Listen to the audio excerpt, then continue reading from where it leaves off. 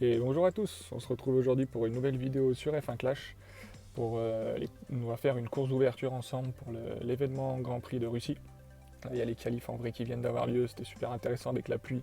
On a Hamilton qui est parti à la faute, qui finit quatrième, qui partira quatrième. Verstappen qui partira dernier et Russell qui fait encore des exploits, qui partira troisième. Ça va être super cool à suivre demain. Et nous, on va se faire une petite course de l'événement et je vais pouvoir aussi vous donner justement un tips majeur pour essayer de terminer plus haut. On va ouvrir cette caisse juste avant, mais pour essayer de terminer plus haut dans vos événements Grand Prix et d'avoir le plus de récompenses possible. Alors déjà en termes de setup, simplement c'est logique, vous allez prendre les pilotes que vous avez les plus développés, qui ont le plus d'aptitude. Moi c'est Russell niveau 7 et Leclerc niveau 4 pour l'instant. Et pour mon setup de course, voilà j'ai ça actuellement.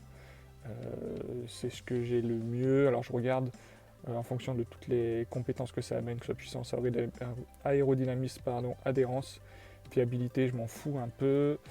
Et le pit stop, ouais, je fais au mieux. Si j'ai deux pièces qui m'apportent à peu près la même chose, bah forcément, il faut prendre celle qui a la durée de pit stop la plus rapide.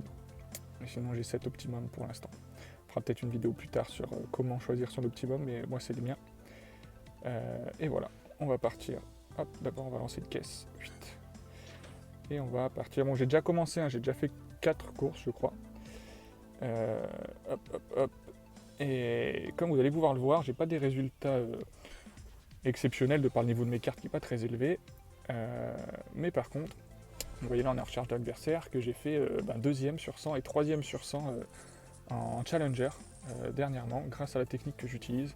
Alors forcément, c'est plus compliqué. Là, je suis en Contender, donc je joue contre des joueurs qui ont des cartes 2 fois plus élevées que les miennes. Donc même avec la stratégie, on n'arrive pas à faire top 10, mais on fait quand même top 25, alors que sans l'utiliser, je pense que je serai autour de 70e. Et l'idée, on va en discuter, c'est de... donc vous voyez, la qualification est pas mal quand même. Alors c'est pas comme ça à chaque fois, hein. Là c'est plutôt très très propre. Donc on va partir en tendre. Ouais, très très propre là.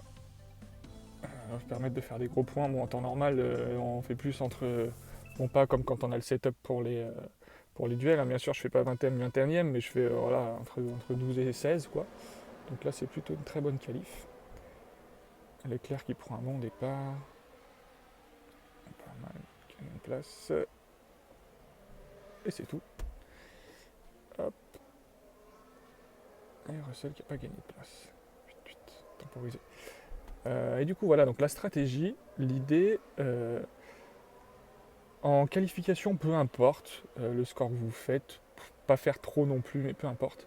Par contre, en course d'ouverture, l'idée, c'est de se qualifier, donc de terminer dans le top 50, mais avec le moins de points possible.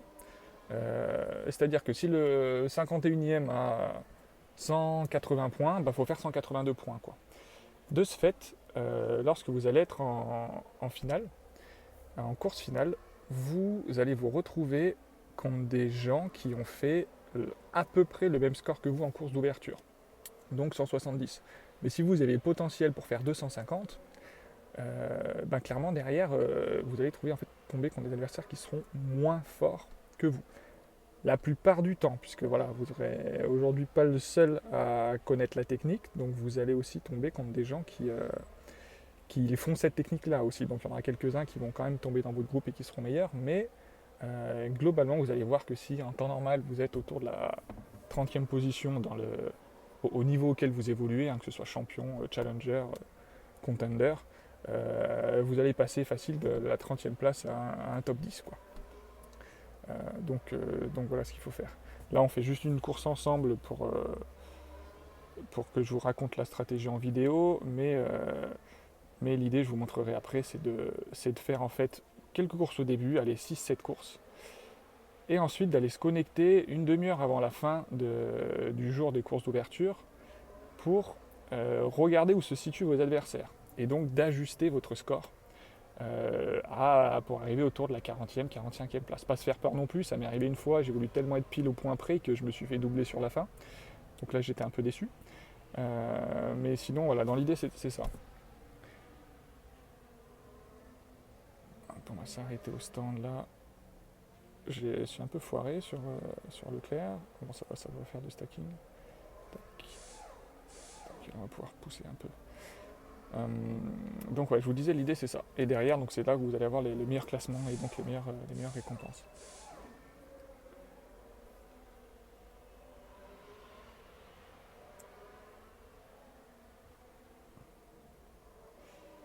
Deuxième relais, on a encore pas mal d'essence. Ouais, bon, on va faire des points sympas là.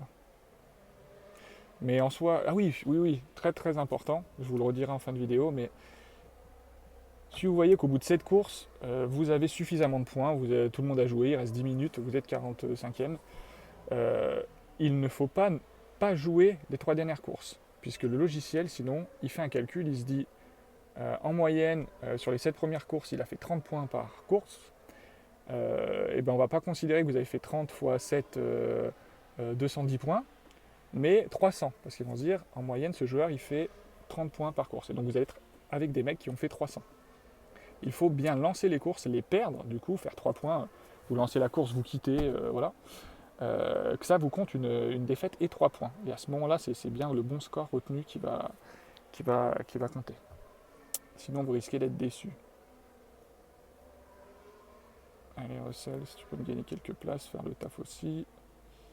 Il reste quoi? Il reste 2 tours, donc Leclerc est très bien, vous pouvez aller à fond sur la fin. Tiens un peu, tu accéléreras plus tard. Ok. Bon, sachant qu'en là, on gagne le duel, mais enfin le duel, l'épreuve, mais on s'en fout. En épreuve de Grand Prix, ce qu'on veut, c'est marquer le plus de points possible, enfin, surtout en épreuve finale. Là, en course d'ouverture, en qualif, n'utilisez jamais de boost, ça sert à rien.